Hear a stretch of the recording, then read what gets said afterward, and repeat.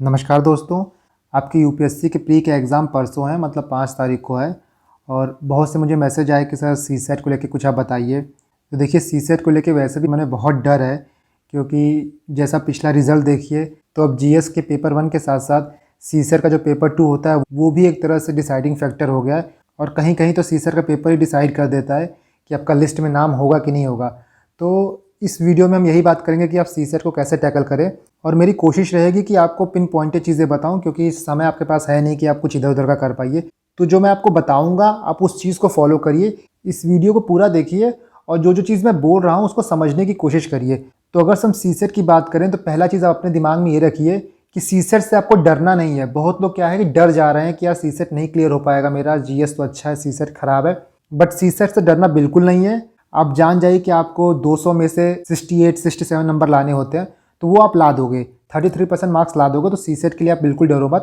पहला पॉइंट ये हो गया। दूसरा पॉइंट ये है कि सीसेट में 80 क्वेश्चन आते हैं। बहुत लोगों को यही नहीं पता, बहुत लोगों को लगता है कि 100 क्वेश्चन आते हैं, पर सीसेट में 80 क्वेश्चन आते हैं। आप यहाँ देखिए, this booklet contain 80 items, 80 question. तो आपको 80 में से 27 क्वेश्चन नेट करेक्ट करने होंगे, तब जाके आप कट ऑफ क्लियर कर पाएंगे। तो यहाँ आपका दूसरा पॉइंट हो गया।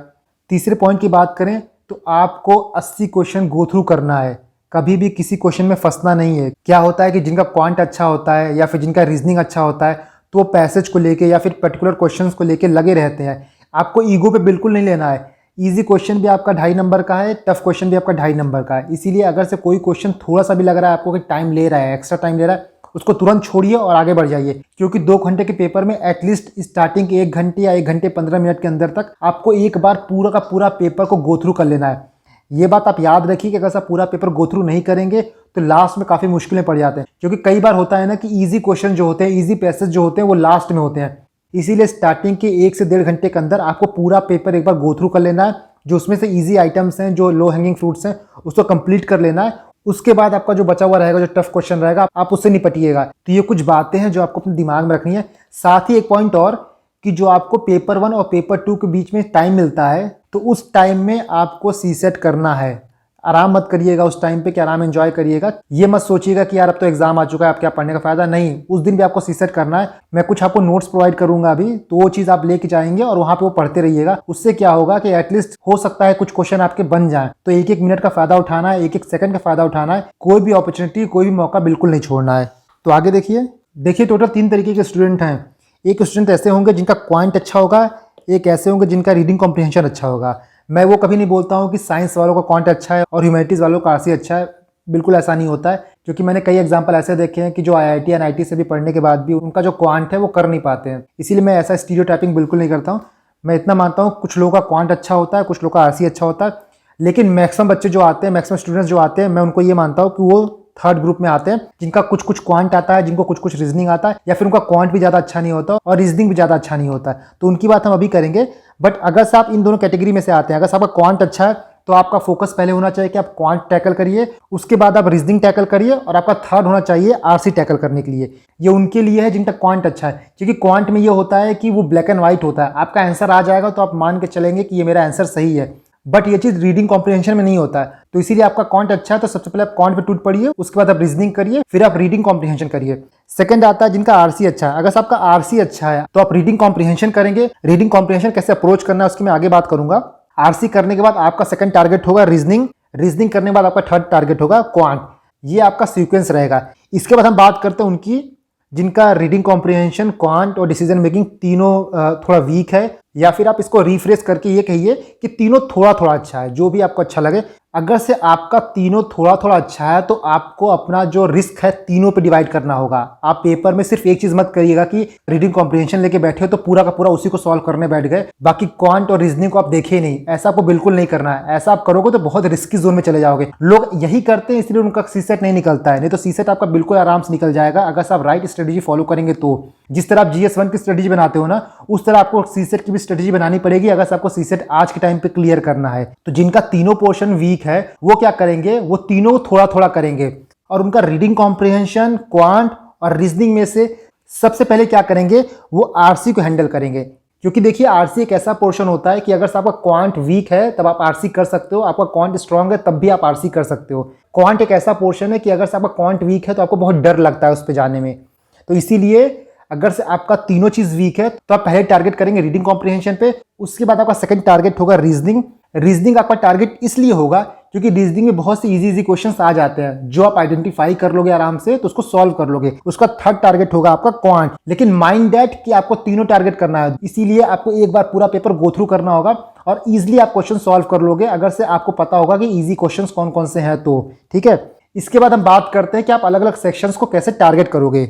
यहाँ पे देखिए मैंने नोट डाउन किए हैं जिस टॉपिक से क्वेश्चंस आते हैं। जैसे आपका क्वांट हो गया तो उसमें एवरेजेस आता है, percentage, profit and loss, time and work, time speed and distance, आपका board, trains and streams, series and sequence, divisibility rule, number system, एसएमएससीएफ। ये आपका क्वांट का टॉपिक है। रीजनिंग में क्या आता है, डायरेक्शंस आते हैं, क्लॉक आते हैं, कैलेंडर आएगा, क्यूब आएगा, सिलोजिज्म आएगा, आपका blood relation, counting, ages, coding, decoding. ठीक है, इसमें से कुछ टॉपिक्स ऐसे हैं जहां से हमेशा क्वेश्चन आते ही हैं। आपके एवरेजेस हैं, यहां से क्वेश्चन आना ही आना रहता है, परसेंटेज से क्वेश्चन आता ही आता है, आपका नंबर सिस्टम से क्वेश्चन आता ही आता है, आपके सीरीज सीक्वेंस से क्वेश्चन बन जाते हैं। प्रॉफिट लॉस देखिए टफ आता है, इजी भी आता है। अगर आप इजी क्वेश्चन आएगा तुरंत बना लोगे और टफ आएगा तो आप नहीं बना पाओगे, तो इसको आप थोड़ा डाउटफुल रख सकते हो कि मेरा बनेगा कि नहीं बनेगा। डिविजिबिलिटी रूल जो रहेगा वो नंबर सिस्टम में ही आ जाता है, तो अगर से आएगा इसको बना लोगे आप। टाइम एंड वर्क एक टफ चैप्टर है, इसको आप छोड़ दो। टाइम, स्पीड एंड डिस्टेंस ये भी एक इजी टॉपिक है। तो जो प्रॉफिट लॉस ये सब आप छोड़ दो, जो एवरेजेस हो गए, नंबर सिस्टम्स हो गए, परसेंटेज हो गए, ये सब आप इजीली कर लोगे। इसके बाद आप देखिए रीजनिंग।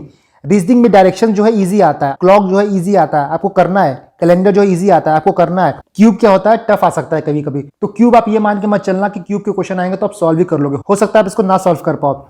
तो आप YouTube पे ना कोई वीडियो देख लेना कि कैसे क्यूब की काउंटिंग होती है। कई बार होता है ना, क्यूब को यहाँ से काटेंगे तो कितना क्यूब मिलेगा, क्यूब को डायगोनली काटेंगे तो कितना क्यूब बनेगा। तो ये सब चीजें ना आप देख लेना एक बार YouTube पे कोई छोटा वीडियो, तो उसमें से अगर सिंपल क्वेश्चन आएगा तो आप क्यूब का कर लोगे। ब्लड रिलेशन जो है जनरली ईजी आता है तो आप कर लोगे, टफ आएगा तो आप नहीं कर पाओगे। तो ब्लड रिलेशन में आप देखना कि अगर से लेंथी स्टेटमेंट होगा ना तो उसको उस वक्त छोड़ देना, ट्राई मत करना। अगर एक बार में आपका डायग्राम बन गया कि कौन किसका चाचा भतीजा है तो आप इजीली कर लोगे, बट अगर से थोड़ा लंबा बन जाता है तो फिर प्रॉब्लम हो जाती है, फिर आपका टाइम वेस्ट होता है। फिर लोग क्या सोचते हैं, यार इतना डायग्राम तो बना ही दिए तो इसको सॉल्व कर दो, फिर वहां पे जो है टाइम खराब होता है और बाकी आप क्वेश्चन नहीं कर पाते हो। तो जहां भी आपको लगे कि ये थोड़ा सा भी फंस रहा है तो उसको छोड़ के आप तुरंत आगे बढ़िए। सिलोजिज्म जो है वो ईजी आता है, इसको आप कर लोगे, इसको प्रैक्टिस करना, आप कर लोगे।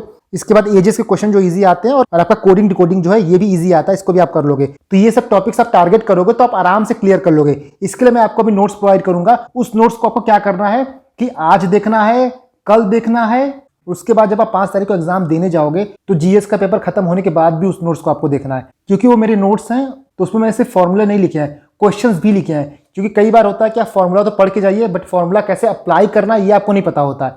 50-60 पेज का नोट्स है, नंबर ऑफ पेजेस मत देखिए क्योंकि वो सॉल्यूशन है तो उसमें पेजेस ज्यादा है। जैसे आप यहाँ देखिए, ठीक है, यहाँ देखिए जो इंपॉर्टेंट चीज है मैंने उसको हाईलाइट किया हुआ है, ये मेरे खुद के नोट्स हैं, मैं इससे खुद पढ़ता था। सो आप समझ सकते हैं कि जो भी पॉइंट मैंने लिखा होगा वो इंपॉर्टेंट लिखा होगा। देखिए काफी इंपॉर्टेंट है क्योंकि कई बार आता है कि 2 नंबर बनाइए, 3 नंबर बनाइए, तो आप नंबर ऐसे बनाएंगे। 2 नंबर बनाने के लिए आएगा तो ऐसे, 3 डिजिट का नंबर आएगा तो ऐसे, तो ये तरीका होता है बनाने का। इसके साथ यहाँ पे एग्जाम्पल लिखा है, ये जो एग्जाम्पल्स हैं यूपीएससी में आए हुए क्वेश्चन है, तो इसको आप एक बार प्रैक्टिस कर लेंगे तो आपको समझ में आ जाएगा। ठीक है, बाकी टाइप्स ऑफ नंबर हो गया, कई बार क्वेश्चन में आ जाता है कि natural number, whole number, integer, तो पता ही नहीं होता है कि नेचुरल नंबर क्या होता है, होल नंबर क्या होता है, तो यहाँ से आप देख लीजिएगा। ठीक है, ये क्वेश्चन पूछा जा चुका है एक बार, प्रॉपर इन प्रॉपर फ्रैक्शन, यहाँ मैंने उसको भी लिख दिया है। तो ये मोटा मोटा नोट्स हैं, इसको आप एक बार देख लीजिएगा, मैंने बहुत चीजें इंक्लूड की हुई हैं इसमें। आपके क्वांट और रीजनिंग दोनों इंक्लूडेड हैं। रीजनिंग में आपके जैसे डायरेक्शंस हो गए, एजेस हो गए, 2-3 दिन आप इसको पढ़िएगा क्योंकि एग्जाम में अगर सिंपल क्वेश्चन आएगा तो आपका बन जाना चाहिए। यहाँ पे हमने क्वांट और रीजनिंग की बात कर ली, आपको कैसे टैकल करना है। इसके बाद आते हैं हम रीडिंग कॉम्प्रिहेंशन पे। तो रीडिंग कॉम्प्रिहेंशन में सबसे पहले आप जो स्मॉल पैसेज रहेंगे उनको टारगेट करेंगे क्योंकि उनको पढ़ना इजी होता है और आंसर डायरेक्ट आ जाता है। डायरेक्टिव वर्ड्स होते हैं, डायरेक्टिव वर्ड आपके जैसे एजम्पशंस हो गए, ठीक है, आपके इन्फ्रेंस हो गए, इनको आपको एक बार देख लेना है कि क्या क्या मतलब होता है। वैसे मैं आपको भी बताऊंगा कि क्या मतलब होता है और मेरे बताने के बाद आप क्या करिएगा, कुछ प्रैक्टिस कर लीजिएगा, कम से कम 10-15-20 एजम्पशंस और इन्फ्रेंस के क्वेश्चन प्रैक्टिस कर लीजिएगा, तब थोड़ा आपको कॉन्फिडेंस आएगा। और आपका लास्ट है कि एलिमिनेशन यूज करना। देखिए ये आपको लास्ट रिजॉर्ट पे करना है, एकदम आपके पास ऑप्शन ना बचे, आपको नेट 27 क्वेश्चन सॉल्व करने होंगे और पता चला कि आप बस 25-30 पे हटके हो, तो अगर आप 25-30 सिर्फ किए हो तो कुछ क्वेश्चन तो आपके वैसे गलत होंगे, तो इसीलिए आपको थोड़ा ज्यादा करना पड़ेगा। तो उस टाइम पे आपका समय भी कम है, आपने अटेम्प्ट भी कम किया, तब आप एलिमिनेशन यूज कर सकते हो रीडिंग कॉम्प्रिहेंशन पे। मैं अभी आपको दिखाऊंगा कि आप रीडिंग कॉम्प्रिहेंशन में एलिमिनेशन कैसे लगा सकते हो। जैसा मैंने 2 वीडियो बनाया था GS1 के लिए, वैसा एलिमिनेशन यहाँ भी लगेगा कि एक्सट्रीम स्टेटमेंट है तो उसको आप हटा सकते हो, कोई नॉर्मल टोन में बोल रहा है तो उसको आप रख सकते हो, कहीं नॉट कह दिया, कहीं गारंटी दे दिया, तो वो सब चीजें गलत हो जाती हैं। ठीक है, जैसे आप इसका कुछ एग्जांपल देखिए, With reference to the above passage, the following assumptions have been made. Rising GDP is essential for country to be developed country. Rising GDP guarantee a reasonable distribution of income to all household. ये guarantee a reasonable distribution of income. India की GDP भी बढ़ रही है, but क्या reasonable distribution of income है सब में? ऐसा बिल्कुल नहीं है। 1% लोग जो है वो 50% रिसोर्सेज को हथिया के बैठे हुए हैं, तो ये तो आपका गलत हो गया। दूसरा आपका गलत हो गया। पहला देखिए, राइजिंग जीडीपी इज इसेंशियल, यहां भी एकदम पुख्ते तरीके से कह रहा है कि भाई राइजिंग जीडीपी बहुत जरूरी है डेवलप कंट्री होने के लिए, तो ये भी कोई जरूरी बात नहीं है। कई डेवलप कंट्री का जीडीपी जो है वो गिर रहा है, इसलिए ये स्टेटमेंट भी गलत हो सकता है। इसलिए आपका आंसर हो जाएगा डी, नीदर 1 एंड 2। तो यहाँ पे इसी तरह आपको एलिमिनेशन लगाना है, जहां पे आपको लगे कि आप फंस रहे हो, जहां पे आप लगे कि आपका कट ऑफ अब क्लियर नहीं हो रहा है, तो वहां पे आप इस तरीके से जा सकते हो। लेकिन आपको ये लास्ट रिजॉर्ट के लिए रखना है। बट मैं इसलिए बता रहा हूं कि आपके तर्कश में हर तरीके का तीर होना चाहिए कि अगर मैं ऐसे फंसूंगा तो ये तरीका भी मैं यूज करूंगा। हमने दो बात कर ली कि आपको स्मॉल पैसेज टारगेट करना है और दूसरा आपको एलिमिनेशन मेथड भी यूज करना है जहां आपको लगे कि जरूरी पड़ रहा है। इसके बाद देखिए डायरेक्टिव वर्ड, जनरली एजम्पशंस आते हैं और इन्फ्रेंस आते हैं। पूछता है कि भाई एजम्पशंस क्या है पैसेज का, और पूछता है इन्फ्रेंस क्या आप निकाल सकते हो। तो अगर सब इन्फ्रेंस की बात करें, इन्फ्रेंस बेसिकली ये होता है ना कि आपका कंक्लूजन क्या है। अगर कोई पैसेज दिया है, ये पैसेज पढ़ने के बाद आप क्या सोच रहे हो, इसका कंक्लूड क्या कर रहे हो आप, वो होता है आपका इन्फ्रेंस। और अगर एजम्पशन की बात करें तो आपका एजम्पशन ये देखना होता है कि जब पैसेज को लिखा गया है तो एग्जामिनर क्या एज्यूम किया है। फॉर एग्जांपल अगर आप मैथ पढ़े होगे कभी, तो आप इक्वेशन सॉल्व करने से पहले कुछ एज्यूम करते हो, let X be, let Y be, ऐसे करके हम लोग कुछ एज्यूम करते हैं। मतलब हम लोग डेरिवेशन शुरू करने से पहले कुछ चीज एज्यूम करके चल रहे हैं। तो वही चीज होता है आपका एजम्पशन होता है कि कोई पैसेज लिखने से पहले क्या एज्यूम किया गया है। ठीक है, जैसे आप इस क्वेश्चन में देखिए, यहाँ पे आपका एक पैसेज लिखा है, ठीक है। इसके बाद पूछा है कि मोस्ट रैशनल इन्फ्रेंस क्या है। यहाँ आपसे इन्फ्रेंस पूछा है। और एक बात आप और याद रखिएगा कि ये जो पैसेज है वो आपका स्कूल वाला पैसेज नहीं है कि आपको जो क्वेश्चन का आंसर आएगा वो पैसेज में मिल जाएगा।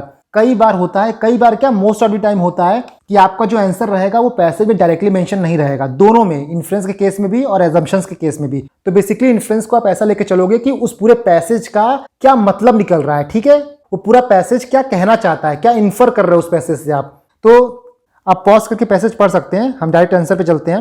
तो यहाँ पहले बोला है reverse and other wetland should be protected under Ramsar convention. तो इस पैसेज में कहीं भी रामसर कन्वेंशन की बात नहीं हुई, तो पहला आपका गलत हो जाएगा। दूसरा देखिए, engineering water system should be modernised and further augmented. देखिए ऑग्यूमेंटेशन की बात हो रही है बट मॉडर्नाइजेशन की कहीं बात नहीं हो रही है, तो आपका ये भी गलत हो जाएगा।